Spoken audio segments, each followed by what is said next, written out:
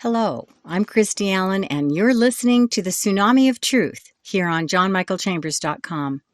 It's February 26th, 2026, and if you feel like the ground is shifting beneath your feet, it's because the old world's foundation has finally rotted through.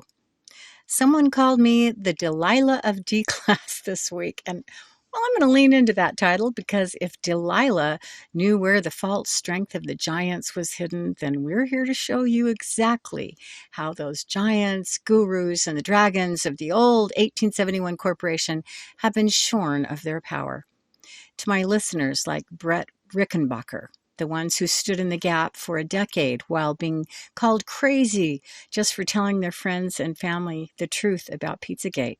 Well, Brett, and all the people like him, today is your day of vindication. Your 10-year homework has become the headline. Today we're going to connect the dots from the failed experiments of the 1960s to the high-tech looking glass prophecy of the 1890s.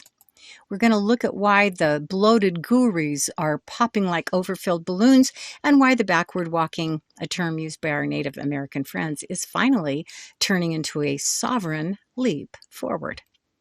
We have to start with the why. Why did the world feel so heavy for so long? Like I mentioned, our Native American ancestors spoke of backward walking. It's a state of being where a species loses its connection to the divine upward trajectory and begins to orbit its own shadows. It's a purposeful reversal of evolution. So think of your spirit life force as a rising tide meant to regenerate your body and soul. But there has been a drag on that spirit life force, a parasitic frequency anchoring us to an unevolved state. This drag is fueled by the stolen energy of the innocent. And when we see the global idols participating in the Epstein networks, we aren't just seeing crimes, we are seeing metabolic theft. These unevolved so-called leaders believe they can only stay young or powerful by consuming the life force of the collective. They've been teaching us how to walk backward, coaxing our men to forget their strength and our women to forget their intuition, because a species that forgets its own biological polarity is a species that can no longer regenerate. Look, this backward walk wasn't an accident. It was a laboratory experiment. In 1968, John Calhoun created Universe 25, a rodent utopia. He gave those mice everything you can imagine, unlimited food, water, and space, but without the need for struggle or purpose. The society hit what he called a behavioral sink. The males became the beautiful ones, the narcissistic kind. They became mice that did nothing but eat and sleep and groom themselves. Sound familiar? Catching themselves in the mirror, you know the type. Anyway, they lost all interest in protecting the nest or even mating, just, looking good. The females, on the other hand, became aggressive or totally indifferent, eventually abandoning their young, and the population hit a cliff and went extinct right after that, while the food bins were still full. This was repeated 25 times with the same result. Now this, many people are saying, was the blueprint for us. The 1871 corporation wanted to turn humanity into a global Universe 25. They wanted to bore us to death with idols and digital grooming until we forgot how to preserve our own species. They planned our obsolescence so that they could harvest the inventory, which was us, without a fight. But they forgot one thing. We are not mice. We are the sovereign sons and daughters of Source Creator, and we are waking up to this experiment. The February 2026 Epstein data dump has acted like a black light in the spiritual hotel room of the global elite. The idols who facilitated the drag are being unmasked, and the sass from the public is glorious. Deepak Chopra, the New Age dragon, our guru of peace. Well, it turns out to have been a frequent confidant of the dragon itself. Released emails show Chopra and Epstein musing that God is a construct, but cute girls are real. And let's face it, when the science of consciousness becomes a marketing wing for a predatory network, the guru is no longer a teacher. He's a salesman for the dragon. Now we have the Dalai Lama, the frequency dragon. While his office issued frantic denials, it turns out his brand appeared over 160 times in the investigative files. So whether it was his followers or his organization providing moral cover, the frequency of his holiness was used to mask a deep darkness. Now we got Oprah Winfrey, the media dragon. The Queen of Talk has been the ultimate gatekeeper for the gurus, from her historical ties to healers like John of God, who's currently in prison for his horrific crimes against women, to the grooming nature of the media empire she built.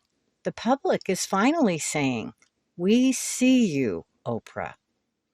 These bloated, idyllic figures weren't lifting us up.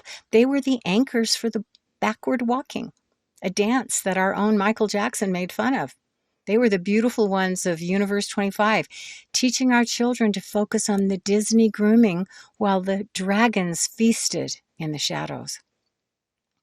While we were recovering from a civil war, the dragons in D.C. performed a legal sleight of hand, and not in a good way. They passed the District of Columbia Organic Act of 1871, creating a municipal corporation vellum that they just kind of laid over our country's our country's government. They swapped out that government, our organic constitution for the people, for a corporate constitution for the employees. They turned the land of the free into a subdivision of the debt. And every birth certificate and license since then was a contract binding the sovereign soul to a bankrupt business plan. But here is the 2026 update. The 1871 corporation is officially evicted. They've run out of other people's money. The corporate dragon has no more fire, and the white hats are changing the locks to the building. And those old landlords like the Fed, well, frankly, they don't know what hit them. I mean, how did the team, the white hats, our soldiers and our generals know how to fight back? This is where we talk about Operation Looking Glass. Long before the secret space program was messing with crude time travel, you remember that stuff in the 40s, the Philadelphia experiment. Well, it kind of ended in 1998. Well, after that, the real guardians, Trump, the Kennedys, and the Tesla lineage, even Trump's uncle John Trump, who looks exactly like Julian Assange, by the way, were using a refined version of timeline viewing technology. You see, there comes a time when the truth is stranger than fiction, and my friends, this story proves that old saying out. But you get to do your research, and I've given you all the information to do that on my Facebook page. Ingersoll Lockwood's 19th century stories, for instance. We're going to talk about truth being stranger than fiction. He was an author who wrote about a boy named Barron Trump and a last president in New York. Now, for those with eyes to see, these were not just kids' books. These were probability maps. And John G. Trump, Donald's uncle, worked for MIT and was hired to analyze Nikola Tesla's paper after he supposedly died. He actually understood very well that the 1871 dragon was planning to end the human species, and in the 60s via the Universe 25 model. Well, some things given some time are just plain obvious. The team spent 155 years in stealth mode, navigating us through the eye of a needle, just like I talked about last week. They saw the planned obsolescence of our species, and they built a bridge to a different timeline. They weren't just winning an election. They were correcting a time stream. Now, this revelation is almost a big disappointment to some, and they just don't know what to do with that. But it's okay. Perhaps time will catch up with them eventually, too. Meanwhile, I'm inviting you to consider that this has been a thankless, brutal job. Can you imagine the weight on Trump and JFK Jr. to know the future, to see the mousetrap, and to have to play the victim or the villain, like the role of a Secret Serviceman to the Obamas, for instance? or the victim while working the gears of the republic in secret. And from what I've researched, JFK Jr. didn't just disappear for a vacation in 1999. He went into the blue tent of the stealth war. He became one of the architects of the final move. And now, as the 1871 corporation dissolves, we are reaching the curtain call. The usurpers are being dragged off stage. The lights are coming up. And it is time for the people who saved our species, the ones who worked unthanked for decades, to take their bow. And let me remind you what your spirit already knows. They don't want your worship. They want your sovereignty. They did the work so you could finally stand up and be the last president of your own life. So this question made me smile. Who is 107 and what is the 107 Executive Order? Well, it's actually called Executive Order 14248. It was signed by his best friend, Trump. The signal that the time travel is ready to be seen, perhaps? If so, 107 has been the narrator of this stealth war, the man who held the map when we were all lost in the corporate fog. If true, his arrival out of the shadows marks the official end of the 1871 occupation. It's the moment the looking glass view of a golden age becomes our here and our now. The 1871 corporation is a ghost. The Republic is a living, breathing reality. And remember what my husband Dean has always said, you can't go north when you're going south. And as the corporate drag lifts, our spirit life force energy is finally free to move upward. We're leaving the rodent cages behind. No more walking backward into corporate slavery. We are reclaiming our language, our money, our land, and our biological truth. So, to Brett, and to all the parents who knew what was going on, even when their neighbors didn't, who called the harms being done to the children of the world satanic panic, who laughed sarcastically at Pizzagate and thought that Epstein was just a smart professor and not the dragon he truly was. Well, those parents, to all of you, I want to say, you were right. And the minutia magnifiers will try to tell you this is a dark time. But don't listen. It's only dark if you're a parasitic dragon afraid of getting exposed by the light.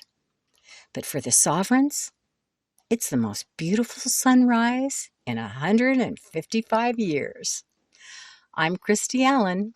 Thanks for listening to the Tsunami of Truth on jmcbroadcasting.com. The Federal Reserve is no more a government agency than Federal Express. The Federal Reserve is a corporation founded and run by international bankers. The Global Financial Reset is not just another podcast or episode of pertinent current discussions concerning economic-related issues.